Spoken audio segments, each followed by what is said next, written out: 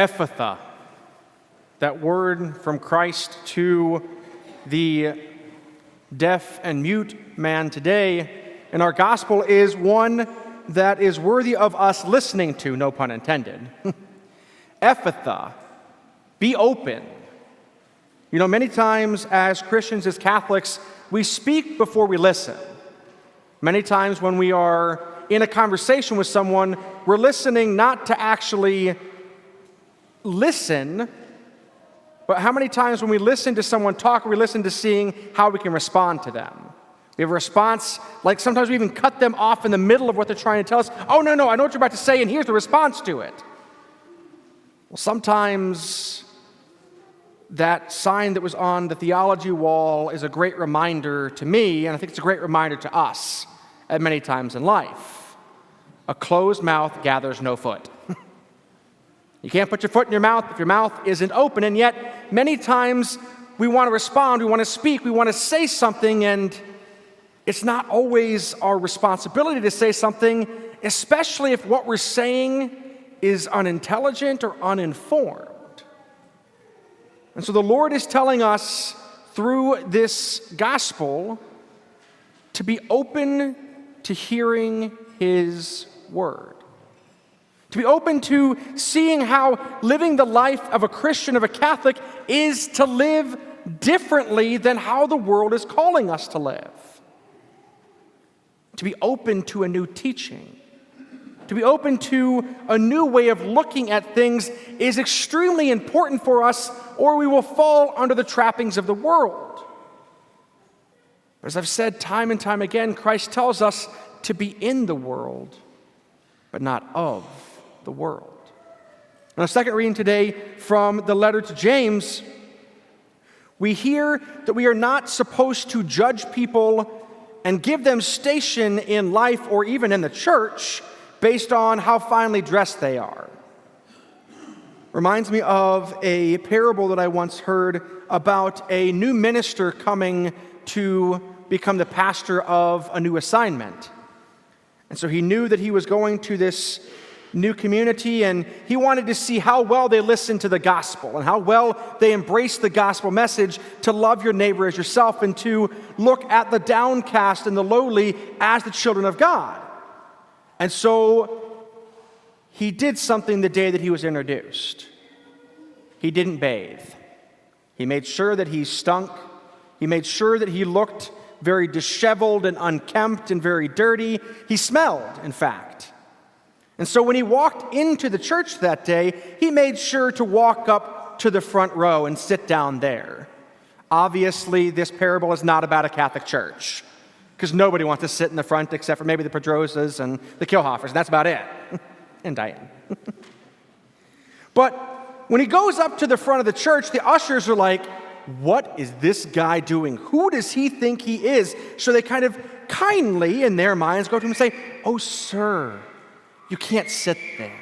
Oh, but this is where I want to sit. This is where I feel called to pray. The easiest is in this spot. It's like, oh, no, we've got a better spot for you, trying to convince him that there was a better spot. And so they pick him up and they gently walk him back to the back pew, where it can be heard but not seen.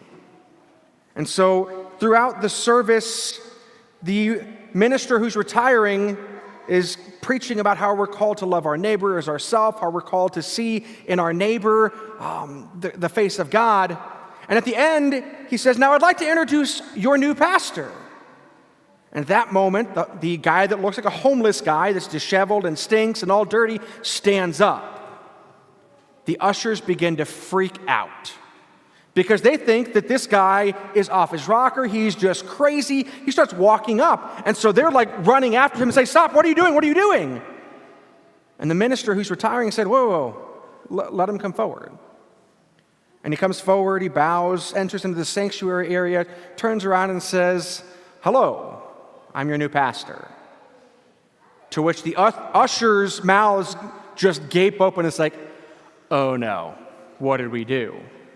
Some of the congregants look and say, this is our new pastor. I need to find a new church. Because if this is the best that we can get, obviously the congregation doesn't think much about what we need. And he gets up there and says, yes, I'm your new pastor, and I don't normally dress like this. I don't normally give myself to looking disheveled. I'm normally very kempt and very put together. But I knew that in the gospel today, you guys would be talking about how we're supposed to love our neighbor as ourselves. And so I wanted to see how a stranger would be welcomed in this community. We need to do a lot of work.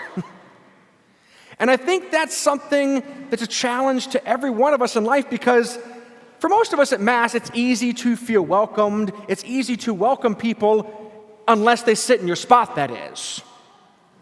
I mean, it's always fascinating when we have newcomers or people that are visiting, and it's like, ooh, they're sitting in so-and-so's spot. This is not going to go well. And you guys can't see it.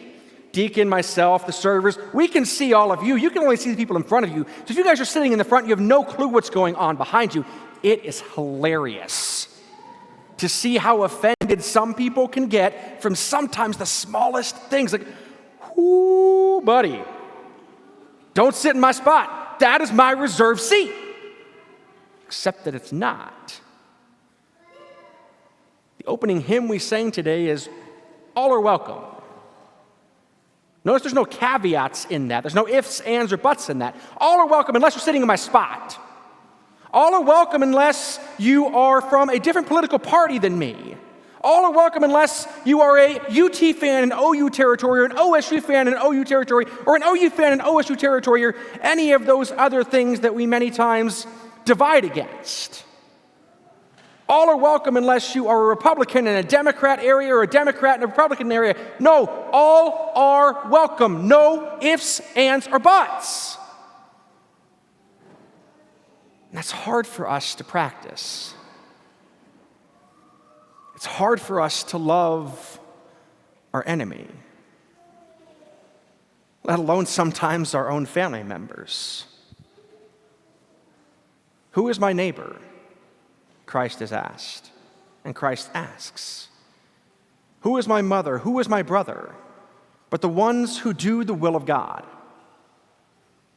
That's what we're all called to do by our baptisms, is to truly practice what we preach, to not just be hypocritical and say one thing and do something else, but to truly be open to allowing the gospel to transform our hearts.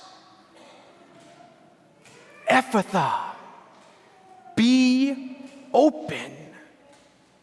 Be open to how God loves you, and because of his love for you, he's calling you to live out of that love. He's calling you to share that love with everyone who is your neighbor, especially those who deem you as their enemy or who you deem as your enemy. How do we have the moral fiber that Christ did on the cross when he looks down at his persecutors who beat him, battered him, bruised him, nailed him to a cross, and are mocking him in the moment? He says, "Forgive them, Father, for they know not what they do." Many times, "Forgive them, Father," is not the F word that's on our mind. We aren't very friendly towards each other. We aren't very loving towards each other many times. We don't always practice what we preach. And yet the Lord continues to call. He continues to invite us every moment of our lives to not favor one over another, to not look in one direction over another, but instead to always have our gaze fixed on eternity. You know, it's always kind of fascinating when I travel around to different churches growing up, and even as a priest, kind of going to a new parish when I subbed when I was an associate pastor, when I was a deacon, when I was in seminary, kind of seeing the dynamics of every Mass is a little bit different. But also the dynamics of every parish is a little bit different. And typically, when you go to a new place, the majority tend to sit towards the front. The minority, whatever that may be in that local area, tend to sit towards the back. So when I got to Corpus Christi, which is the last traditional African American parish, all of the African Americans sat towards the front. The Anglos and the Hispanics and the Burmese refugees all sat towards the back. Before I started Mass in Spanish at my mission at St. Robert Bellarmine and Jones, the Anglos sat towards the front. The Hispanics sat towards the back. And it's not that one is more welcoming, one is more inviting, but some feel like this is home, and some feel like this is at least a place I can rest my head today. And so as we've begun our new Mass in Spanish this last year, it's been interesting to see how the dynamics shift when we have bilingual things and when we have English things and Spanish things. One of the first events that we've had that was the whole community to get together was this last Wednesday for adoration. And it was fascinating to see how this came forth. The majority of Anglos sat towards the front. Our wonky section, I don't know what better to call this section. It's not quite the middle, it's not quite the side, it's the wonky section. The wonky section and the back of this section were many of our Spanish-speaking parishioners. And towards the front were our English-speaking parishioners. Most people don't see those things. And it wasn't meant to be a, well, you guys are the other and we're this, but many times we don't realize that we purposely sometimes segregate ourselves into where we feel more free, where we feel more accepted, where we feel more comfortable and at home. I'm not saying that that's a good thing or a bad thing, it's just an interesting reality sometimes.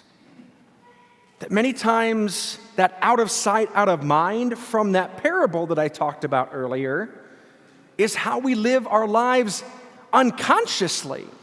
We aren't typically conscious about how we segregate ourselves away or how we are segregated away. But it's something to begin to see, how can I welcome the stranger?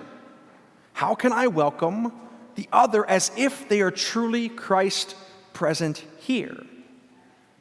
And that's how I try to, as a pastor, greet every person that I greet. Sometimes I do well at it. Other times I have to admit, and I apologize and I confess, I don't do great at it. I'm human and I'm a work in progress. But that's why when I got here and some of the families were like, oh, Father, is it okay if we bring our kids to Mass? It's like, is that a trick question? Yes. Bring your kids to Mass. Oh, but Father, people will look at my kids. Well, I get distracted too. I have all of you to look at. Oh, but my kids turn around and distract the people behind them. It's like, you guys all distract me.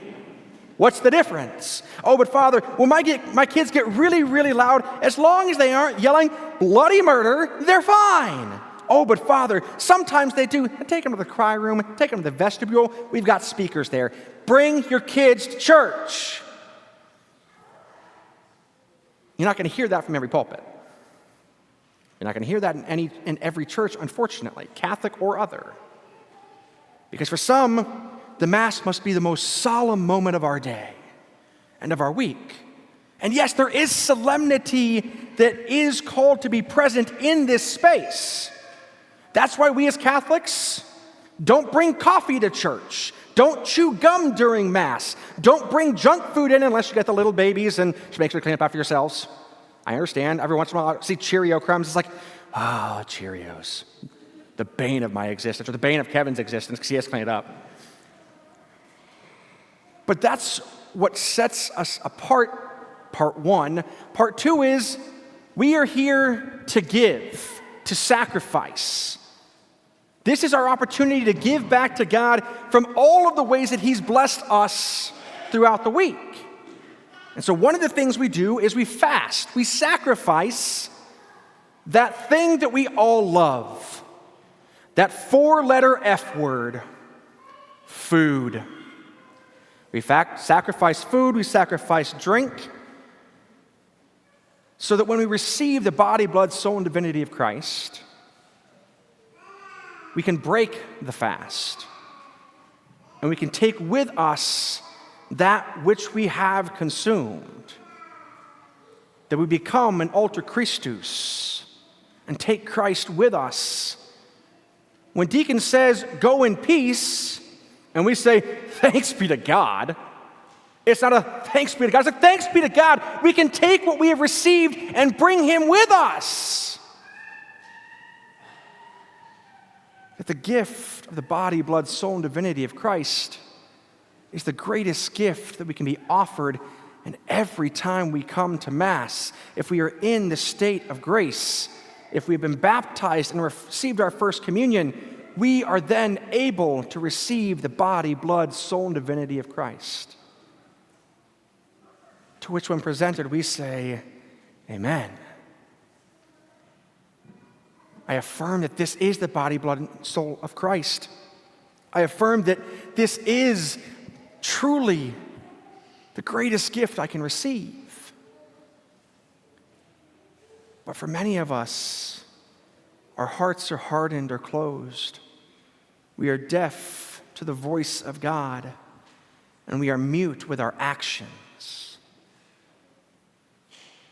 And so I say to you today the same words that Christ uttered towards the deaf and mute man in today's gospel.